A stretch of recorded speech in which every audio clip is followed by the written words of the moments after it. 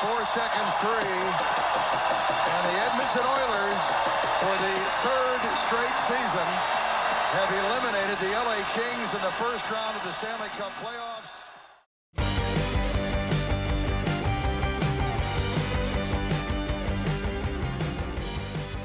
All right, everyone, welcome to Double Overtime. I'm Aidan Michaels with Jack Weisberg, as always.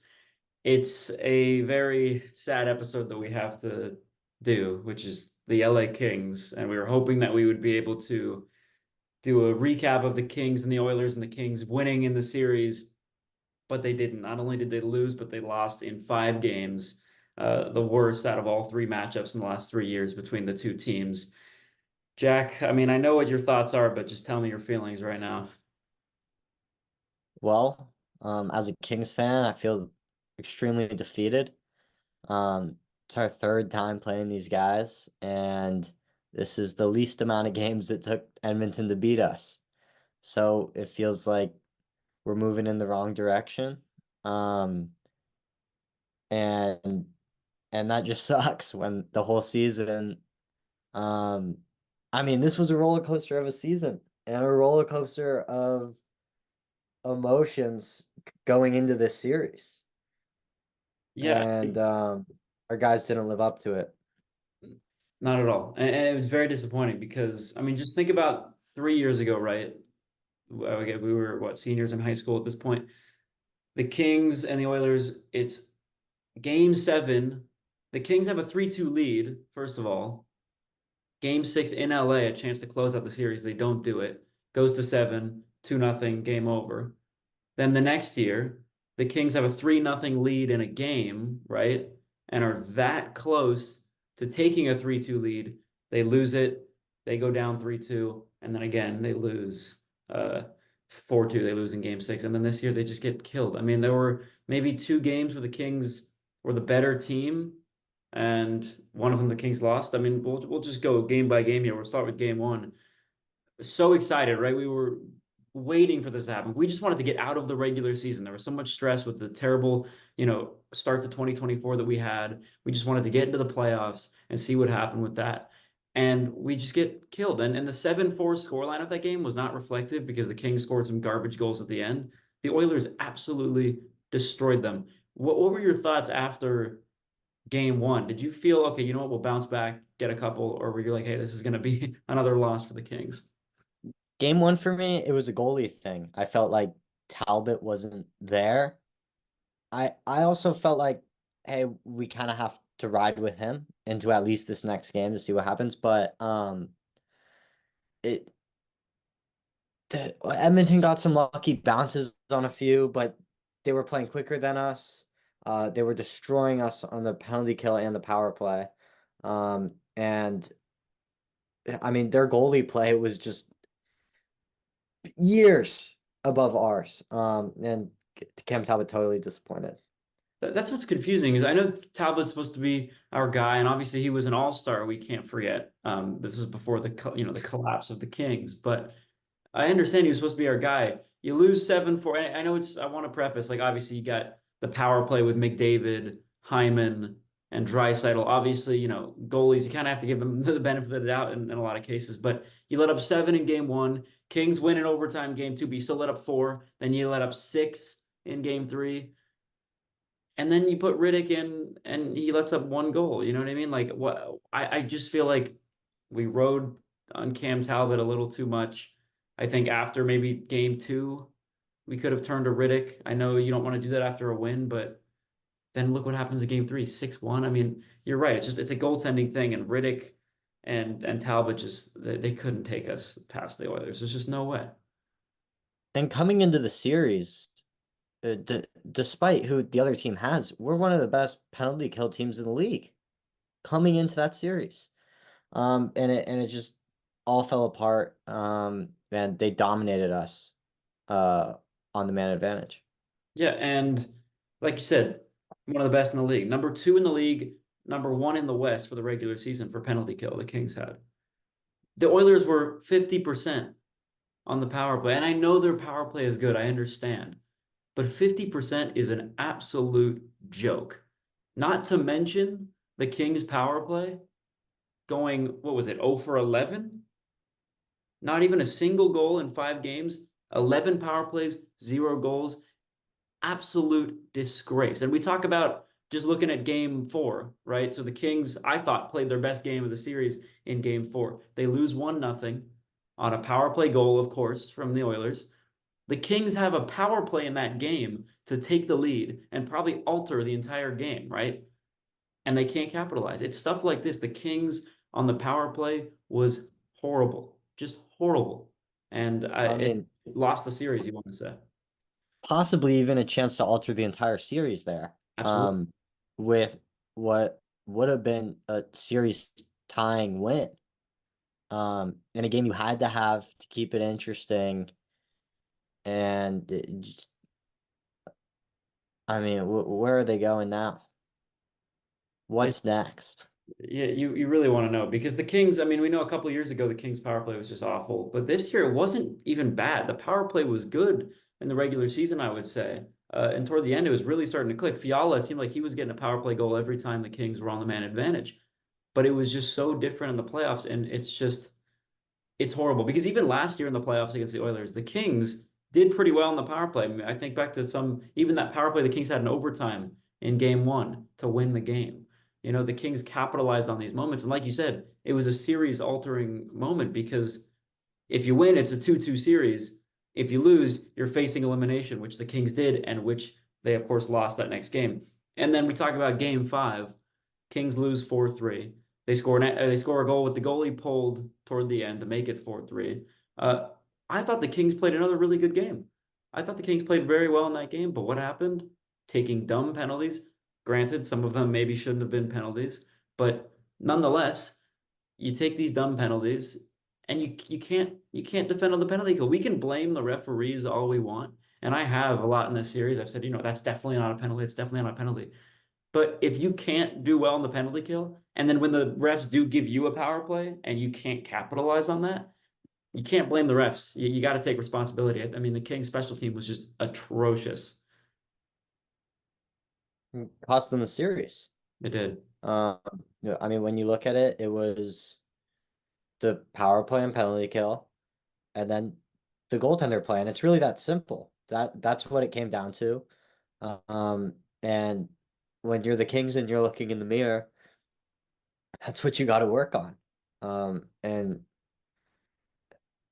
I don't know if this team's going to be able to come back and be a better team than they were this season because they had all the hype.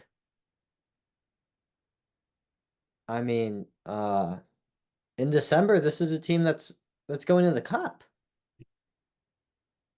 You look at the Um, odds, right? And you see the Kings, being top of the odds for even, making it to this cup final. And you're absolutely right.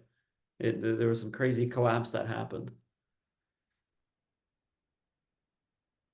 And if you look at the regular season, which I wanted to talk about because we were at that game, and I know we mentioned it on that one episode we did with Nate, that we were at that Islanders game where the Kings broke that streak of winning on the road to start a season. I think it was 11 or whatever it was. Um, that's kind of that was kind of the turning point. The Kings started to lose a few games and they won some games, but the stretch that I wanted to talk about, which was obviously the biggest part of the Kings season, was the very end of December and then almost the entirety of January. 14 out of 16 games lost from the very end of December, from losing to Vegas to most of January. I think the Kings finally got their first one in 2024 in the last or penultimate week of January. It put the Kings from having, like you said, cup contenders, best point percentage in the league at one point, to being nearly out of a playoff spot.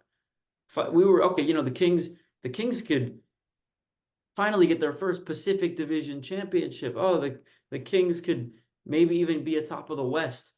And you go from that to, okay, now we're fighting for a wild card spot. We may not even make the playoffs if we don't start winning games. What happens? You fire Todd McClellan. Things started to change from there.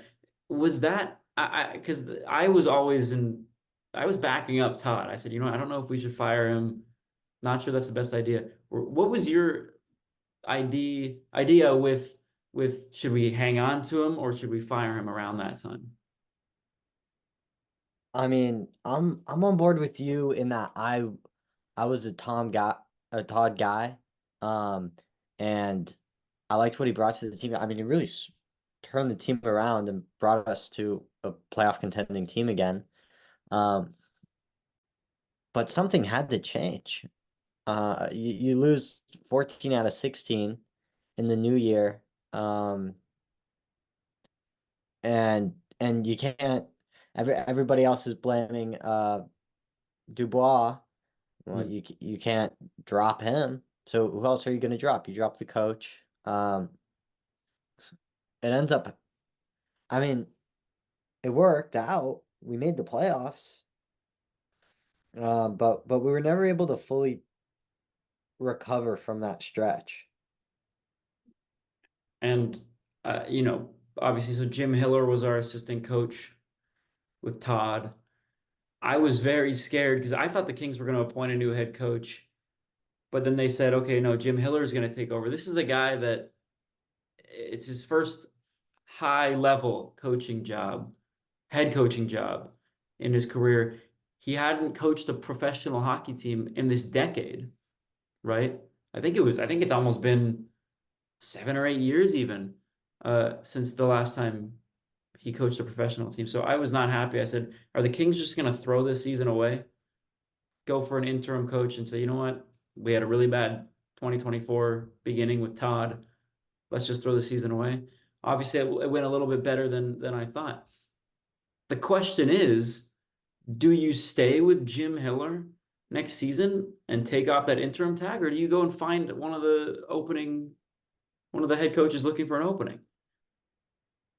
You can't stick with the guy. I mean, you got to be able to command some type of respect in the locker room. Todd was able to do that because he's proven that he's a very, very good NHL head coach.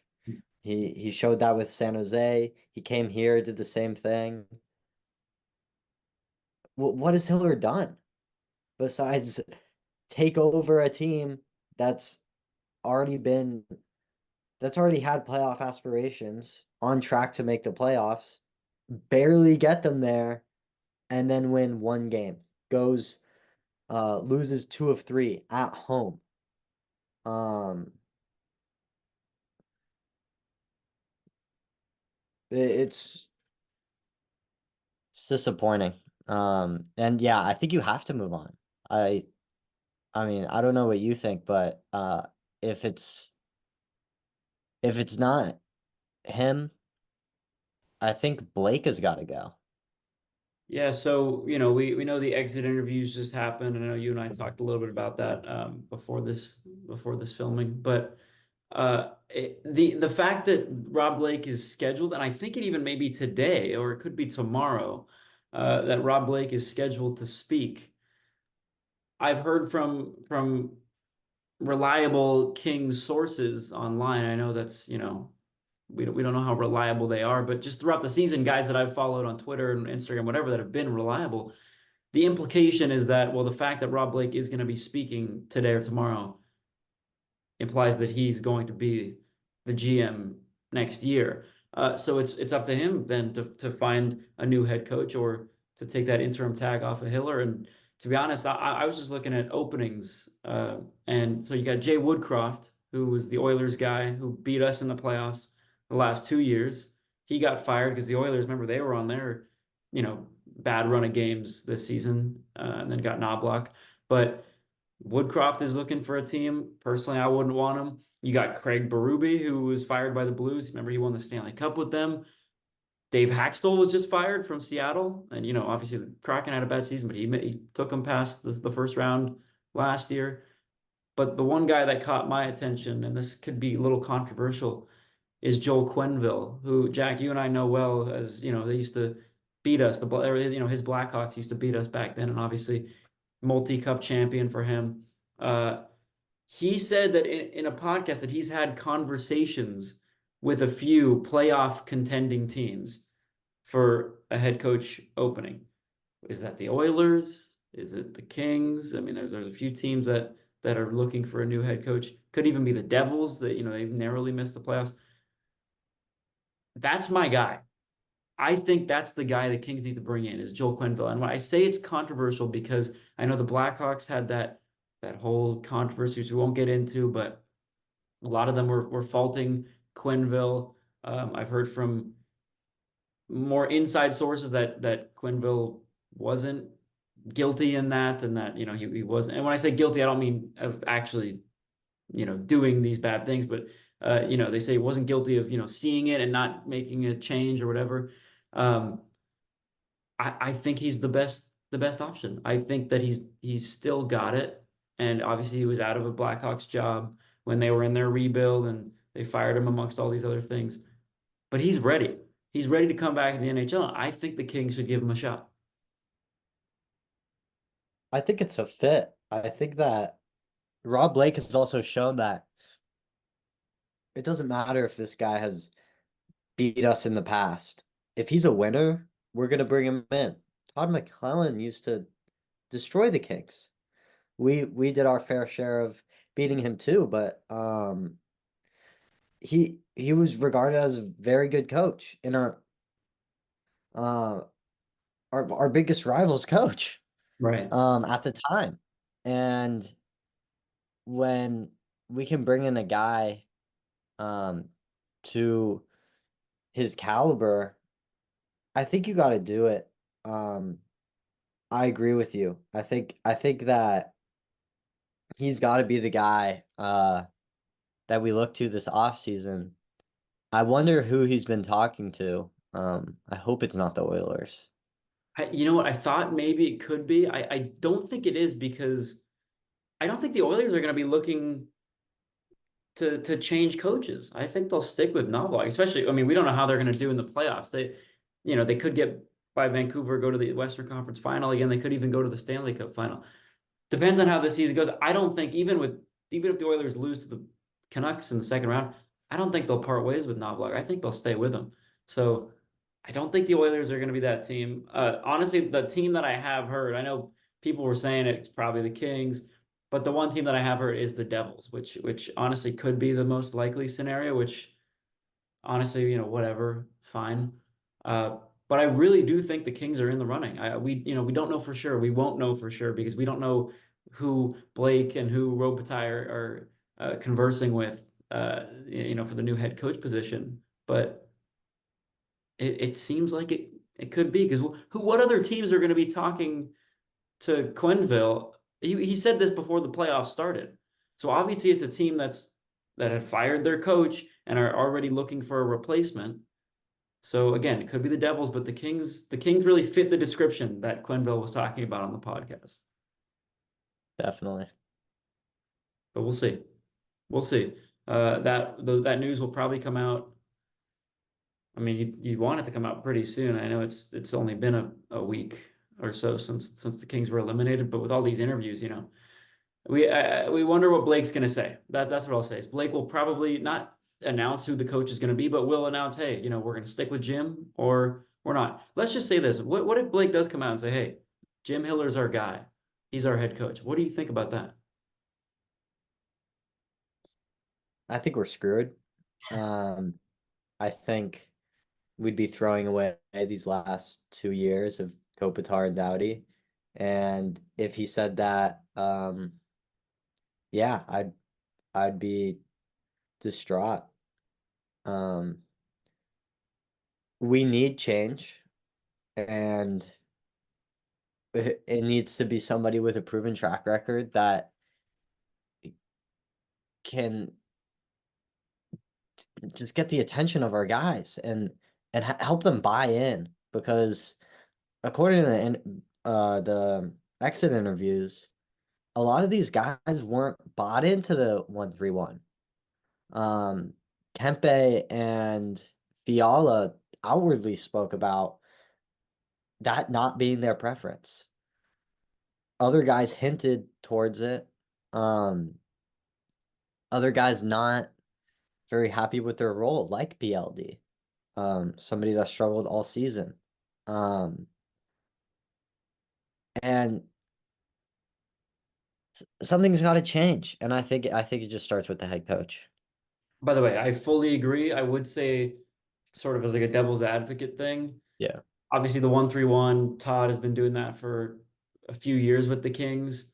Um, Obviously when Jim Hiller gets, when Todd gets fired and Jim Hiller becomes the new head coach, there's not really enough time to start his own thing, and he's going to stick with the 1-3-1. So what I would say is potentially if the Kings do stick with Hiller and he hears the team that they don't want to be a part of this 1-3-1 formation that they've got going on, Hiller will probably change it up himself. He's kind of just this is, the 1-3-1 is a Todd thing.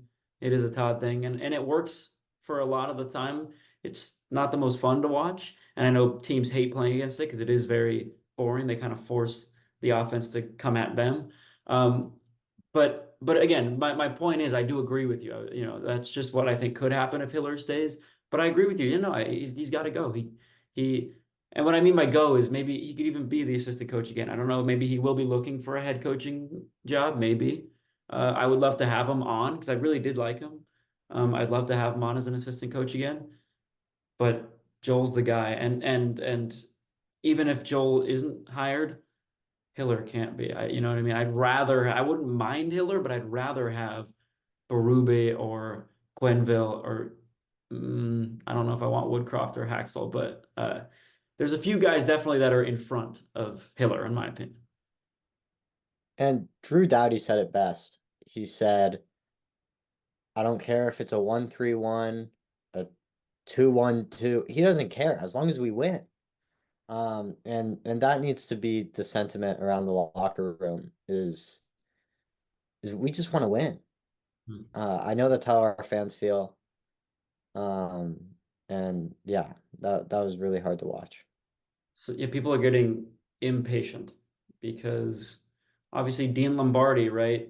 He wins 2 Stanley Cups for the Kings, gets fired a couple years later. I mean, the thing about that is Blake hasn't won a playoff series with the Kings, and I think that's you give him kind of the benefit of the doubt because obviously the Kings were in that rebuild stage from what was it 2018, 2019, 2020. Getting drafting Brant Clark and drafting Byfield and Turcotte. We had those high draft picks 5, 2, and 8, but see, you can't really get on his case for that because it was a rebuild. The rebuild's over. I think it was over 3 years ago. You know what I mean? 2022 seemed like the end. 2021 was like the last year where the Kings were not great. 2022 is the year, okay, hey, we're going to push to win a playoff series. And now it's 3 years straight of losing to the same team in the first round. And each year it gets more and more embarrassing. Um, Blake's made some good deals. He has. Deneau, Arvidsson, getting Trevor Moore. He's made some really good deals. Somehow getting rid of Cal Peterson. Good trade. But the question is, does the good stuff that he's done outweigh the bad stuff? And I've thought about it, and I think it's time for him to go, but I don't think he will. I really don't think he will. He's gonna have his work cut out for him if he stays, that's for sure. The Kings have 23.6 million in cap space going into next year, going into the offseason, and it got a lot of holes to fill. You got free agents, Matt Roy, Arvidsson, two big ones. Trying to think who else is. I mean, you don't have a goalie. And Byfield is restricted. And you said Spence, right? Byfield. Was that the guy you said earlier before we were Who? Spence? You said was an RFA. Yep, Spence's free agent. It's Um, it's a money thing though, right? So you just mentioned the two big guys, right? Roy and Arvidsson. Arvidsson's making somewhat what like 4 million, something like that. He'll probably walk. It sucks to see because he was, we got him for almost nothing. He was great. I loved Arvidsson for sure. The thing is, the Kings need money. When you have Doughty making 11 million, Kopitar signing $7 million 2-year deal toward the end of his like, it sucks. And we were talking about this again before that it's not like the NFL or you can't rework a contract in the NHL. Once you sign it, it's signed. You can't take a pay cut. Kopitar has to make this 11 million or 7 million, and Dowdy has to make this 11 million. But then you got guys like, well, first of all, Trevor Moore signing that $5 million deal, which I'm not going to say he's not worth that, but I don't know. It seems a little bit I too think high. he's absolutely worth that money. Even toward the end of the For year. sure. I think he's worth that money. I think he's been worth that money. I think that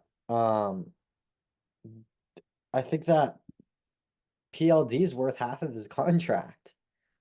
I think that you could bring in a guy on half of PLD's contract that's bringing more production than he is. Yeah. Um, that's the real, I guess, issue I have with um what Blake has done. But I mean, just looking at the other free agents here, you also have Blake Lizotte, Hmm. um, Kaliev, Spence. You got some guys that you're gonna have to make a decision on. Spence needs to stay. Well, this is okay. This is the thing. I'll say this, right? So just going back to what you said about how Trevor Moore is absolutely worth that five. It kind of throws off the rest of the contracts because then you got guys like Fiala, Kempe, Byfield who are going to produce more than him. That's the that's the thought. Yeah. And Byfield, who's at the end of his deal, becoming a restricted free agent at the end of this season, is he's going to want some money. And you think Byfield's going to get 5 million like Trevor Moore? Absolutely not. He's going to want more than that. He's going to want 6 or 7 million. Especially if Byfield's going to sign a long-term deal, which we want him to do, because we don't want that guy going anywhere. If Byfield's going to sign a long-term deal, he's going to say, "Well, Pierre-Luc Dubois is making 8.5 million. Give me 9." And then what? And then the Kings have no more cap space. You got to let guys walk. And then you got to stick with goaltenders like Talbot, who are going to be content in making 1 million, and Copley and Riddick, which is, I get it. I mean, I think Byfield, we should give him the checkbook and let him write any number he wants down. But it's like this Moore contract and certainly this Dubois contract kind of skews the whole market in the sense that now players that produce more than Dubois are going to be like, hey, if he's getting this money, why can't I get this much and more? You know? That's a really good point. And I mean, Byfield has no reason not to say give me 9 million. Right. He deserves it, doesn't it? But I think we'd have to pay him the 9 million if that's what he asked for. Um, I I don't think there's a price that we wouldn't pay for Byfield. You also have to keep in mind that the money for Doughty and Kopitar do come off the books in 2 years. And that's going to free up nearly $20 million in cap space per year. But we're thinking about the now, and we don't have a lot of money to go around. Mm-mm. Um, I mean, you re-sign Byfield. Let's say we give him 8. Okay. Are you re-signing Arvidsson? Can you? Because if you're gonna sign Spence, who's gonna want 1 million, you're You gonna still sign have about like 15 million left over after Byfield. after Byfield. Yeah. How much did see now I'm losing? I don't know if you have the page up right now, but I forget what Kempe just signed for. The Um, I off the top of my head, Kempe's making like 5.5, or he made 5.5 this year. Next year Kempe's making, yeah, 5.5 again. when's his deal up? Uh, Kempe's deals up in 2026. If think if he keeps playing the way he's playing too, what's to say Yeah. that he's making 500,000 a year more than Trevor Moore? I love Trevor Moore. I don't mean to say that he's really not worth the 5 million. I do think it's a little hefty. He's had an amazing season. He's certainly earning a lot of that money. But to put him right there with Kempe, I mean, Kempe's the guy that scored 40 goals for us last season. First Kings player to do that since Robitaille, I think it was. I think it's more so that Kempe's on a good deal Yeah, than Trevor Moore's on a bad deal. You got to remember, Trevor Moore does more than just what the stats say. he does. Absolutely. Um, and keep in mind, Trevor's making 4.2, Kempe's making 5.5. Um, I thought, did they not sign him to a $5 million deal? Or was it it for says five, 4.2 here. for 5 years? Yeah, until All right, so 2028. I may have messed that up. Okay, but I guess that, I'll I say think, it does maybe yeah. 4.2, I will say, is very different to five. My point, I still stick with my point, but it does change a few things. I got the numbers mixed up. I thought it was 5 times 5, not 4.2 times 5. But anyway, continue. We'll have Gavrikov's money coming off the books in 2025, Hmm. but really, I mean, all these guys that we're paying, um, besides, let's see here, besides Kempe and Kopitar, we're paying until at least 2027. Um, so there's not all that wiggle room. I mean, you're paying PLD till 2031. It's an absurd contract. And I hope that he proves himself. Obviously, we talked about some of the guys on Twitter, and Twitter's, you got to be careful with Twitter. But uh, they say that if the Kings buy out Dubois this year, they'll only have to pay a third of the contract, whereas if they wait till next year, it's two-thirds and so on. But don't buy him out. I mean, I think it's a terrible contract, don't get me wrong. Give him some time though. Give him some time, right? I think he's got that potential. This is a guy that we've seen. He's had potential and he's bounced from team to team, but he's still got it in him. Was the contract a bad contract? Yeah, I think even PLD was probably like, damn, I'm worth 8.5 million. Like, you know what I mean? 6.5, 7, that's even a little high. Like, the fact that he's getting paid 8.5 for 8 years is absolutely absurd. Do I want the Kings to buy him out? Would it help right away? Probably.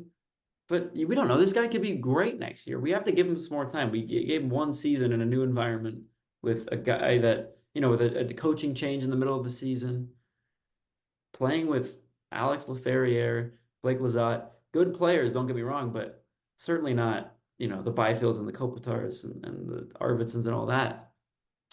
Got to give him time. But it is absurd. I will say that it's both things for me. Good player, good potential, 8.5 million. Oh my God. Rob Blake, man, what are you doing? Oof. I just think if you want to get that $8.5 million value out of him, which I don't think you can get realistically, but the closest you're going to get to that is if you put him with your top guys. And the inconsistency PLD had in the lineup this year, it definitely could not have helped his production. Um, he talked about it in his exit interview, how important it is to establish a chemistry with these guys. And I want to say he almost played with everybody, all the forwards at one point. Everybody had their chance of playing with PLD. Um, and that's not a recipe for success. You got to let him adapt to guys. Yeah, and I mean, those, I think it was maybe 2 games where Kopitar was injured, and they put Dubois on the first line, centering that first line with Kempe and Byfield. I thought he played great. I thought he played awesome. He was ready, and there have been shades of brilliance that he's shown in this season, where I'm like, it tells me, okay, the potential is there. He's not a lost cause. If you put him with the right guys, he will produce. Like you said, I mean, he was first, second, third, fourth line all season long. He was going up and down the lines with two different coaches.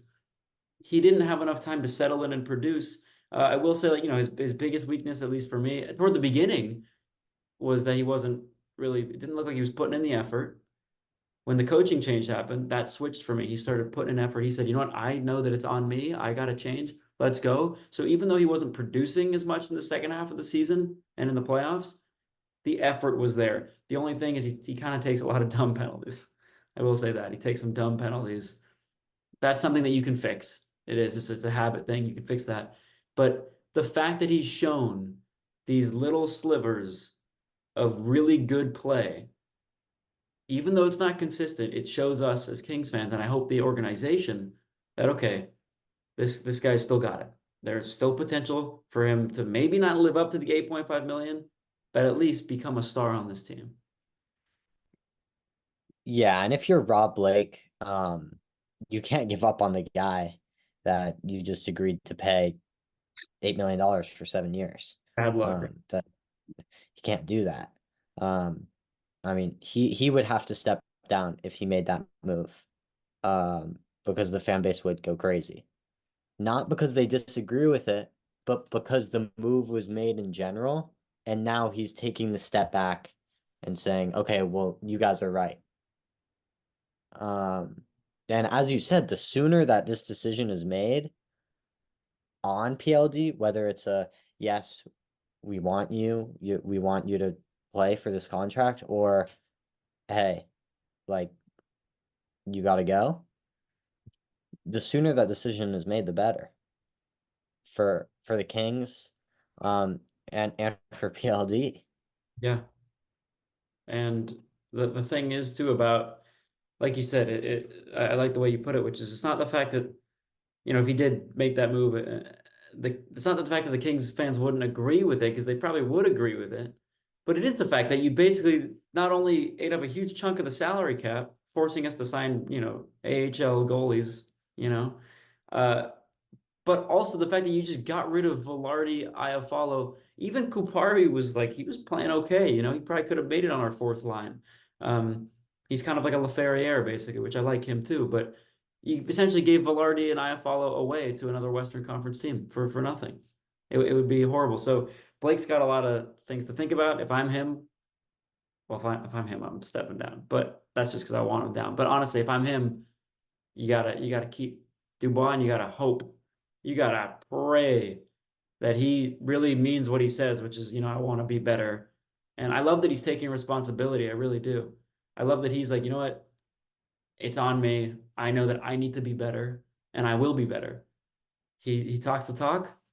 See if he walks the walk, right? That's what we need to see. And he's got a whole summer to work on it.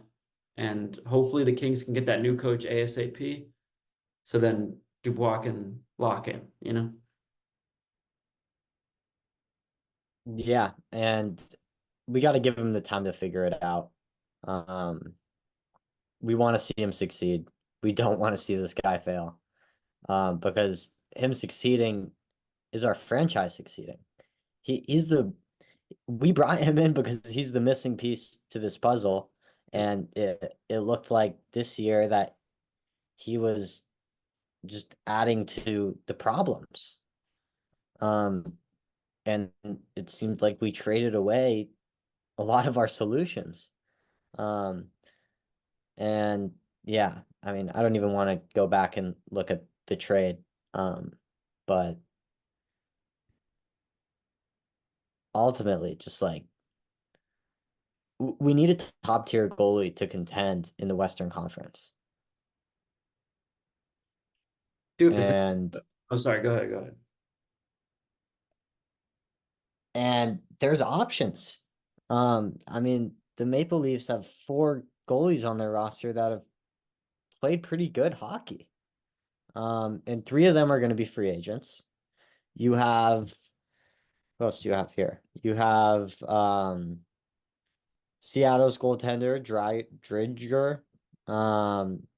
I mean, I don't want to bring back Talbot. I don't really want to bring back Copley either. I think we need to revamp the entire room. I know I botched that name. But something needs to change. I don't know if it's you use your first round pick on a guy. But well, what's going on in this goalie room? It's tough because it's hard to judge Copley, because obviously he tore his ACL pretty early in the season, and the Kings were ready for him to be competing with Talbot for that number one spot. There was no, uh, Riddick wasn't in the equation, which, by the way, Riddick's played okay. He actually played a lot better than I thought he was going to play. But you're right, like we can't have either of these 3 goalies. First of all, I will say Blake made a great move. This is what I was gonna say before I rudely interrupted you, so sorry about that. But the thing about Blake, he actually made a good move, which is getting rid of Korpisalo, he's one of the worst goalies in the league this year for Ottawa. I mean, terrible. And he's making 5 million, by the way. So good on you, Blake, for doing that. Appreciate that. Cam Talbot said in his interview that he wants to stay with the Kings. And he's figuring it out with his agent right now, talking to Blake. It could happen. He'll probably be back. Will it be in a backup role? It could be. I wouldn't mind Talbot being a backup. Riddick going to the AHL, or maybe he walks or whatever. We waive him or something. And then getting a starting goaltender. I wouldn't mind. And then Copley could be the end of the line for him. I'm sorry, I love Copley, but could be the end for him. Talbot as a backup is not the worst, but we can't, Jack. We can't have Copley and Talbot as our goaltending tandem this year. You mentioned some of the Leafs goalies, right? So Samsonov, free agent, might be a little expensive. Martin Jones, do we want to bring that guy back? And Matt Murray, who was not very good in the last couple of years, played okay with Toronto in the beginning, got hurt, been out ever since.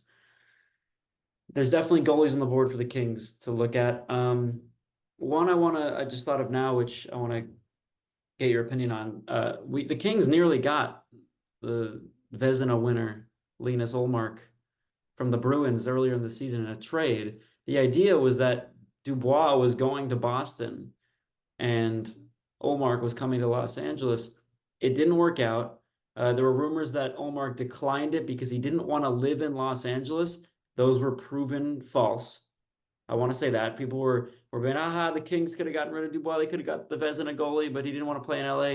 Let's cut that out because it was confirmed false. That was a fake rumor that was made up by, I think, a Bruins analyst or reporter. So shame on them. That was false. I don't want to hear any of that. But what that means is that now that we know that that's false, and he didn't say that he didn't want to live in LA, is that opens up the possibility of maybe making a trade for a goaltender like Ullmark, who is a guy that can lead, like a Jonathan Quick that can lead a team in the playoffs. Is he making that PLD money? I actually don't know how much Linus Ullmark is making. In fact, I'll look it up right now. I'm sure when I say it wasn't going to be a 1-for-1 Dubois for Ullmark, there were going to be some other things. I'm sure the Kings would have to retain some of the salary. I'm not sure that Ullmark is making that much, meaning Dubois, let's see, 5 million, making 5 million. Okay. So again, it's not, obviously Talbot's 1 million and he was an all-star, but Ullmark's a Vezina guy, he's 5 million, Dubois 8.5. Kings would probably retain, I'm not a math guy, but it could be, maybe 25%. I don't really know how much the Kings would retain in that situation, but it could happen. I know I just talked about how I want Dubois to stay, and I do. But it's like the three options are: you're going to buy him out, keep him, or trade him. Definitely don't buy him out. I'm all for keeping him, but if you have a chance to get Linus Ullmark as your goaltender, I make that trade. Right? They wanted Byfield, I heard, and I think he's one of the few untouchables that we have, right? Why would the Bruins make that trade? Because they have Jeremy Swayman, the other goaltender, who is also Vezina caliber. Like they had two guys nominated for the Vezina, their first and second goalie. Swayman's been their guy in the playoffs this year too. Like Olmark's the backup, but he's one of the best goalies in the league. So it kind of makes sense for Boston to not hang on to two goalies of that caliber because they can get someone better for one of them. I'm almost thinking that we would have had a better chance to make that trade if Boston lost last night. Yeah, the value. Now that they're going into the second round, I think it depends on how far they go. Because you could look back on it, depending on how far they go, and say that two goalie tandem really worked for us. We need to keep this together no matter what. Because you look around the league, and the only teams that are really doing it, going on these deep playoff runs, are teams with really good goalies, proven goalies. I mean, I hate the Oilers goalie, but he owns us. I was talking to our buddy Jordan, who's a Golden Knights fan, and he's telling me that the Oilers goalie sucks. Because Jordan doesn't know what he's talking about. Golden Knights fan, he doesn't know anything he's talking about. I'm like, what? Like, I mean, it takes us 30 shots to get a goal in on this guy. Yeah, Um, but I think that's also because Vegas is one of those teams with a great goalie. Aidan Hill, fantastic. Um, and that's why they can contend come May. Think think the finals end in June, early Yeah, June. I know it's been a while Come since. May, come June. Yeah, Yeah.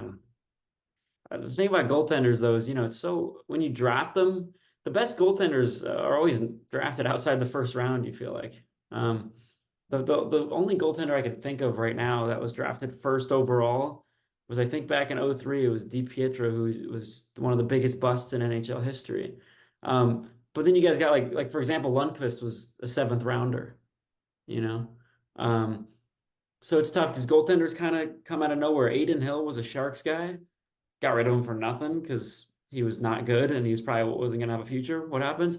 He becomes one of the best goalies in the league and wins the Stanley Cup.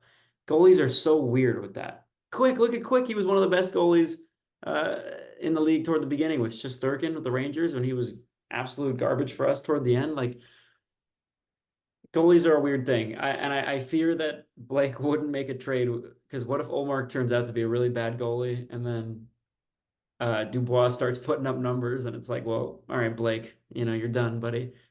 In reality, it's like not really his fault, but that's such a big hypothetical. I don't think that trade will happen, especially since they already explored it. And again, my assumption is the reason why it didn't work out is because I think they either we said, hey, take Dubois, and they said, no, I want Byfield, and we were like, no. That is purely a guess. Either I've heard rumors, but those are just rumors. There really wasn't much on that trade. But we'll see what happens. I mean, the Kings could make a trade. The Kings could go uh, try and get someone in free agency. I want to talk a little bit before we wrap it up. The defense. I want to talk about the defense because first of all, Andreas Englund is we'll ship him to Ulaanbaatar, Mongolia. I don't ever want to see him put on a Kings jersey again. With all due respect, agreed. he's got to go. I can't believe that he played in the playoffs. I cannot believe it. I know what you're thinking. Okay, well, he provides the physical attributes that Clark doesn't because Clark is small and inexperienced. Mo Varara, put him in instead of England. Are you kidding me? This is a guy who's younger, faster, makes better decisions, and can hit. I can't believe it. It really baffles me how the Kings kept playing Andreas Englund. I do not understand it. He's played his last game in a Kings uniform, right? You would think that, right? Unless I'm crazy, huh? I mean, it baffles me that he's on the books for another $1 million next year. So yeah, Rob Blake's got to figure that out. Wave him. He just Who can't else we play. got here? Because Clark, I think Clark will be ready by next year. We saw the way he played. He's really good. He's Oh not that yeah, technical guy. Like obviously, I agree with him not playing toward the end of the season, and I agree with putting Spence over him because I thought Spence has been. I thought he's fantastic at the end of the season and in the playoffs. I'm a big Clark guy, but I understand why he didn't play in the playoffs because he is inexperienced and he's really not that big. He can't go up against these big guys. I don't think it's fair to put him in with McDavid and Draisaitl and Kane and Hyman and Nugent Hopkins, all these guys. Not yet. Next year, I think he'll be a regular. You got him, Mo Varara, and Spence, three guys that we have seen them rotate for each other in the lineup while Englund stays in. You take Englund out, there you can have Clark, Mo Varara, Spence, and you can rotate them however you want. Spence probably stays, and you can rotate Mo Varara and Clark depending on what team you're playing, depending on how physical your opponent is. But Englund's he's gone. He's got it. He's got to go. He's got to go. and hopefully you're able to re-sign Matt Roy. Um, but if you're not, I mean, these guys have got to play. You got to let your young guys out there to develop. I mean, we saw it with Byfield. We let him get some skate, and 30, 40 games in, new season starts and he's a different player. Um, we got to get these guys some reps, or I don't see how they can come in and make a difference right away. I'm glad we were able to do that with some of the forwards this year, even though Thomas only came up for a little bit. But we got Turcotte out there, we got LaFerriere out there. I think they got very valuable reps. And something's got to change. I think we do have to go younger, because we got to keep up with the speed of these other teams. Yeah. And I think the 1-3-1's got to go. I think it will with the new head coach if we get one. And I think again, I know I keep saying last thing here, but Akil Thomas, you brought him up a second ago. Great. I thought he played awesome. Again, some people were like, "Oh, why are we not keeping him in the playoffs?" Again, it's the inexperience. You can't. Thought he was great. Akil Thomas was awesome, and Turcotte, pray he stays healthy for once. I mean, the poor guy gets injured so much. Hope he stays healthy because he was good too. And then even Fagemo, great. Thought he was awesome. But like you said, yeah, you got to go younger, but you got to be careful. You don't want to go too young, and then we talked about the exit interviews. Dowdy and Kopitar are saying, hey, we don't want this retool. We don't want this rebuild. We're old enough to the point where, hey, when you finish this rebuild, we're gonna be gone. Then what's the point of that? Because Dowdy and Kopitar are still putting up points for us. Kopitar is still putting up a lot of points. Dowdy led our defenseman in points this season at 34. So we do need to be careful, but it really depends. If you do let Arvidsson go, it does open up a spot for someone like Akil Thomas, like Alex Turcotte to become a regular in the lineup. And Kaliev could be gone as well, Lizotte too. So it opens up these spots. Trevor Lewis, by the way, I think all signs are pointing towards his retirement. And even if he doesn't, I can't imagine we keep him in the lineup. So there are a lot of spots that open up for these young guys. Absolutely. It's just a matter of who we're going to fill them with and how they fit with the team. Yeah. And it's only time will tell. And obviously, hopefully by the next time we do a Kings episode, that we will have new logos and new jerseys. That is the rumor that the Kings will switch over to the old Chevy logo, because look what the Kings wore in the playoffs on the away jerseys. They wore the old jersey. I'm so excited because I really hope it's going to happen. I'm hearing rumors. Again, we don't know for sure. Rumors are just rumors, but I really hope it happens, but we will see. So by the next time we do an episode, maybe around the draft, we'll talk about what changes. Hopefully we have a head coach by then.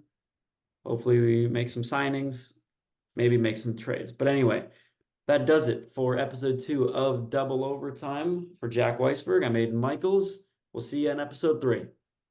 Peace.